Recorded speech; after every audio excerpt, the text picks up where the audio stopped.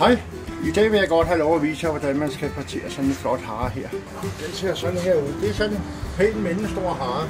Ja, der er rigtig meget kød, og på sådan en hare, der er virkelig til, jeg vil gætte på, min størrelse, der er nok til 4-5 personer, der spiser godt. Og man kan sagtens lave til 6 personer ud af sådan en flot hare her. Er du ved at være klar? Kælder til mig? Det var lige godt med. Ja, og så skal vi lige have taget indmaden ud af haren her.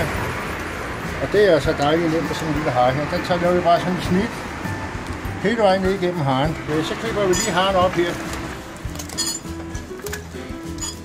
Der er slet ikke noget, der smager ligesom hare. Det smager vanvittigt lækker.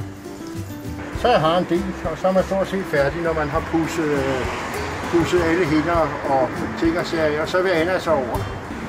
Haren er mega mager, fordi den løber rundt over det hele. Den får så meget motion. Så derfor så skal den have noget smør. Det er vigtigt at pande meget varmt, så vi får en rigtig god overflade.